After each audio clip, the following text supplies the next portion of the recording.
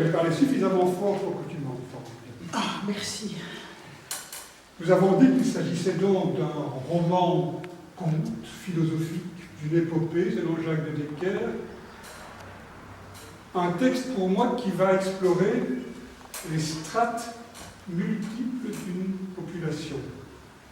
Strates mythiques, sociales, linguistiques, artistiques, centrées sur la belle enceinte, qui est beaucoup de choses, qui a dû être une ville, une cité, et qui alors s'appelle Coignerie, la belle enceinte. Cargnerie, hein, c'est du Borel, attention. C'est Cargnon et Frappé, peut-être. Très bien, mon ami. Vous êtes fou en géographie.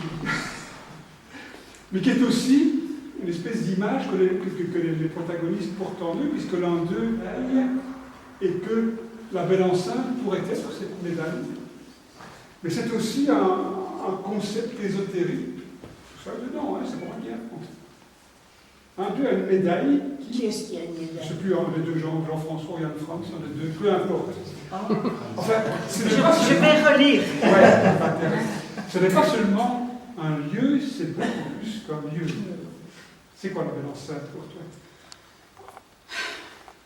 D'abord, avant de te répondre, je voudrais dire que je comprends pourquoi je suis ici entre les deux. Parce que ça, c'est mon enfance, je suis du même pays. Et ça, à partir de 17 ans, j'habite à Liège. Et là où je vis maintenant, Les Prés, ça fait partie de la commune de Seraing.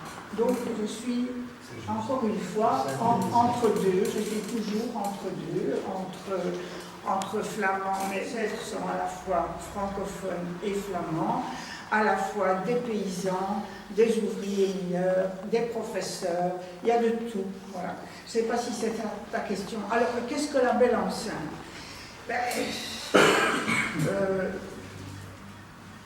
Ce livre est resté 33 ans dans mon tiroir. Je te réponds, hein, 33 ans dans mon tiroir, et d'année en année, je relisais au moins une fois par an, et je ne comprenais pas du tout ce que ça voulait venir, où il voulait en venir, ce que c'était ce machin-là.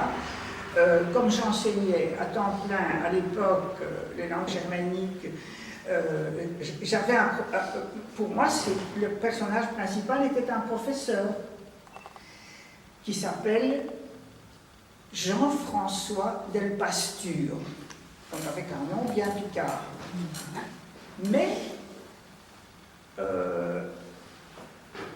en relisant en 2017 ou 2018, je ne sais plus, le début, j'ai compris que je présentais là Jan Frans van der Weyden, qui était le fils cadet d'une famille paysanne flamande, qui, comme tous les fils cadets au moment de la grande famine au milieu du XIXe siècle, était envoyé pour travailler dans les charbonnages de la Picardie belge, c'est-à-dire quasi à la frontière française, là où nous venons.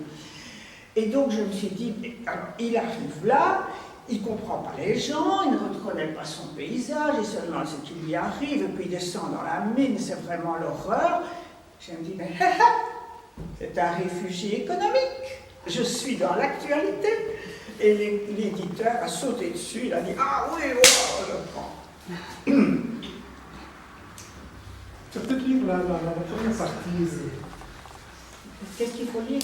Là, le sac. Ah oui, c'est ça. C'est ce que j'aurais lu si on m'avait demandé de lire. Donc, Ici, on a un rien. Oui, c'est le début. Il crut, en apercevant donc c'est Jan Frans van der Weyden, il crut, en apercevant la belle enceinte, qu'il était passé de vie à trépas. Sur la vaste étendue sableuse, saturée de soleil, rien, à l'horizon étale, que cette forme, plus claire encore que la clarté céleste du paysage.